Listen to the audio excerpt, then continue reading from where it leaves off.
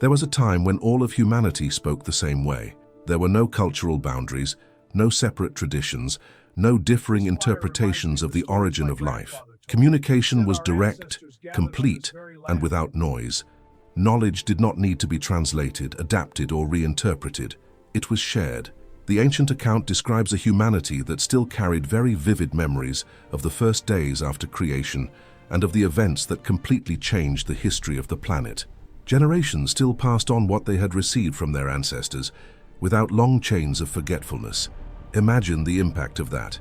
Today, any piece of information can be modified, summarized, questioned, or lost across centuries.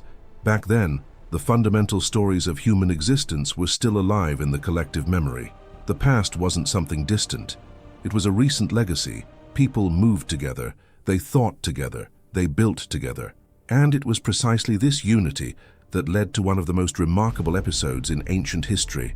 Upon settling on a vast plain, the men decided to build something that would symbolize permanence. They did not want to spread out. They did not want to become different peoples. They wanted to remain as a single civilization, consolidated, strong, and centralized. The construction was not merely architectural, it was cultural. They said, in essence, that they would erect a structure that would keep them united and prevent their dispersal. That work represented security, identity, and continuity. It was a human endeavor to preserve unity through their own means. But there's an important detail. The text doesn't just describe a physical construction. It shows a human attempt to establish stability without depending on the order established from the beginning. The absolute centralization of man always carries with it the risk of forgetting his own origin. Until that moment, all of humanity shared the same vocabulary, the same tradition, the same historical memory, the same way of understanding the world. There was no diversity of narratives. There was only one narrative. And then something unexpected happens. The continuity is interrupted. Uniformity breaks down.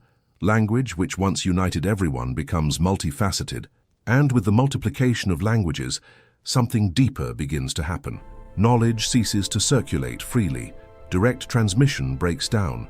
Humanity begins a process of separation that is not only geographical, but also intellectual, cultural, and spiritual. From then on, the men began to spread out.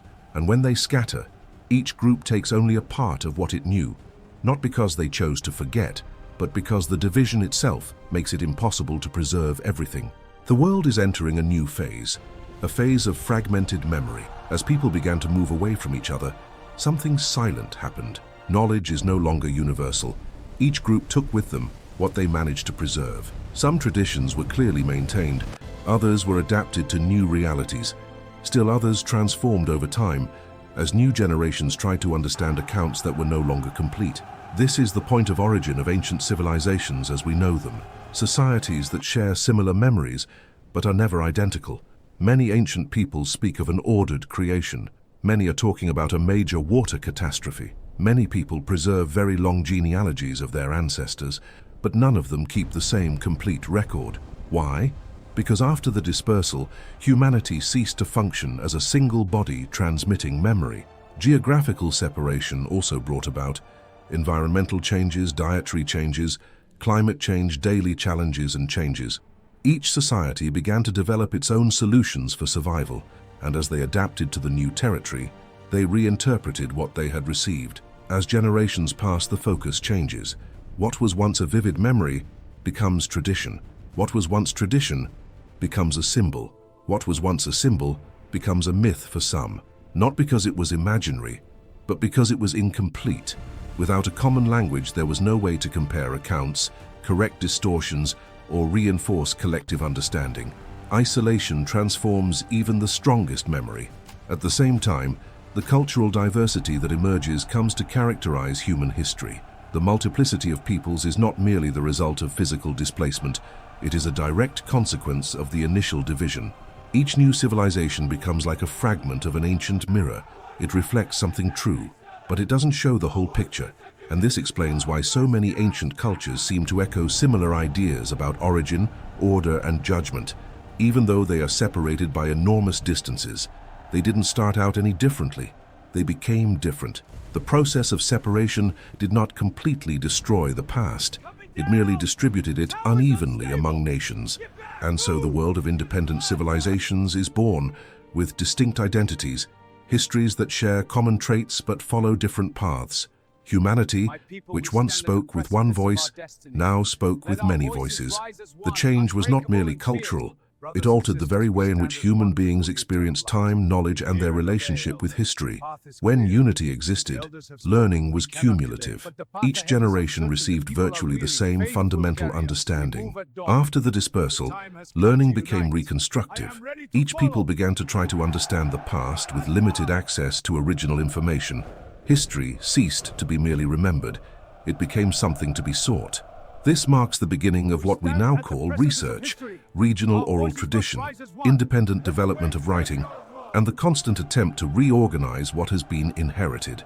The human endeavor to record, preserve, and interpret arises precisely from this scenario of fragmentation. Interestingly, the further apart peoples became, the more they developed their own identities. Languages evolved, customs emerged, social structures adapted to the environment. But at the same time, traces of a common origin remained.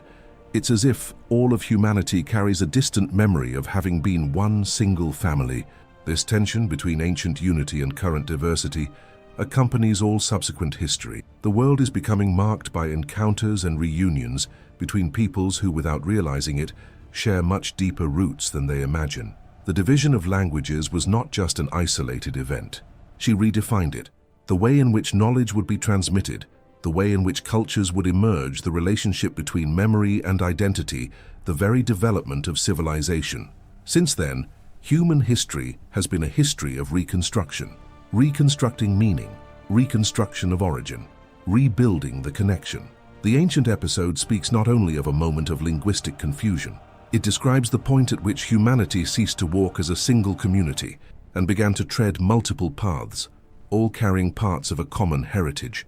And perhaps that is why, even today, across different languages, different cultures, and centuries of distance, there is still a universal quest to understand where we came from and what happened in the early chapters of human existence.